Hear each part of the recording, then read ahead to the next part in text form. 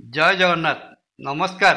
ମୁଁ Tapan YouTube channel ତାର ଦର୍ଶକ ବନ୍ଧୁମାନଙ୍କୁ 2025 ମସିହାର ହାର୍ଦ୍ଦିକ ଶୁଭେଚ୍ଛା ଓ ଅଭିନନ୍ଦନ ଜ୍ଞାପନ କରୁଛି। ଶ୍ରୀ ଜଗନ୍ନାଥ ମହାପ୍ରଭୁଙ୍କ ଶ୍ରୀମନ୍ଦିରର ଦକ୍ଷିଣ ପାର୍ଶ୍ୱରେ ଥିବା ପ୍ରବେଶ ଦ୍ୱାରକୁ ଦକ୍ଷିଣ ଦ୍ୱାର କୁହାଯାଏ।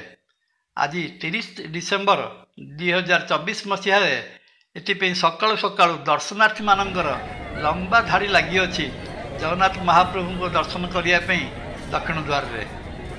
ତ ସିଂହଦ୍ୱାର ବା ପୂର୍ବ ଦ୍ୱାର ଯେପରି ସିଂହ ଜଗିଥାଏ, ପଶ୍ଚିମ ଦ୍ୱାରରେ ବାଘ, ଉତ୍ତର ଦ୍ୱାରରେ ହାତୀ, ସେହିପରି ଦକ୍ଷିଣ ଦ୍ୱାରର ରକ୍ଷକ ହେଲେ ଘୋଡ଼ା।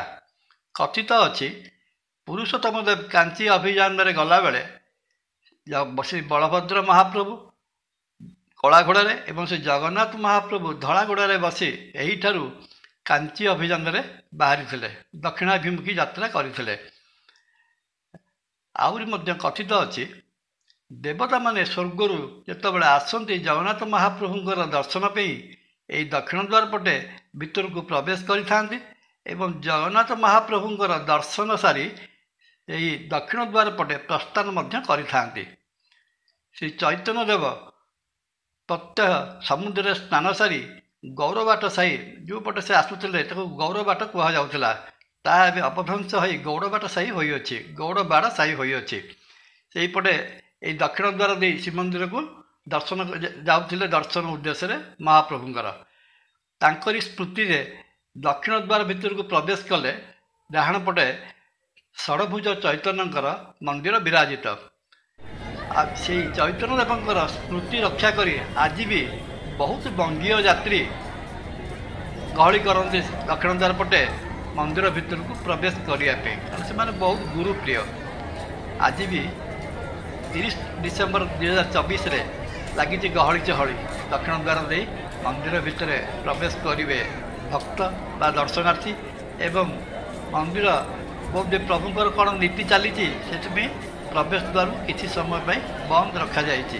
ଆଉ ଅଳ୍ପ କିଛି ସମୟ ପରେ ଭକ୍ତଟି ଯିବ, ପ୍ରଭୁଙ୍କୁ ଦର୍ଶନ କରିବ, ତାର ମନ କଥା ଖୋଲିକିରି କହିବ, ତାର ମନସ୍କାମନା ପୂରଣ ପାଇଁ ପ୍ରଭୁଙ୍କୁ ନିବେଦନ କରିବ ଏବଂ ଆହୁରି ସବୁଠୁ ବଡ଼ କଥା ହେଲା ପ୍ରଭୁ ତାର ମନସ୍କାମନା ପୂରଣ କରିଦେବେ। ତାଠୁ ଆହୁରି ବଡ଼ କଥା ହେଲା ଯେ ଭକ୍ତଟି ଯାହା ମନସ୍କାମନା କରିଥିବ ପୂରଣ ହେଇଗଲା ପରେ ତାର ଆହୁରି ବହୁତ କିଛି ମନସ୍କାମନା ରହିଯିବ, ଯାହାକି ତା ଅଜାଣତରେ ସିଏ କହିପାରିନଥିବ ବା ତାର ଚିନ୍ତାଧାରା ଭିତରକୁ ସେଇଟା ଆସିନଥିବ। ପ୍ରଭୁଙ୍କର ଲୀଳା ବଡ଼ ବିଚିତ୍ର। ଆଉ ଏଇ ପ୍ରଭୁ ତ ଭାବଗ୍ରାହୀ, ଭାବର ଠାକୁର ସିଏ।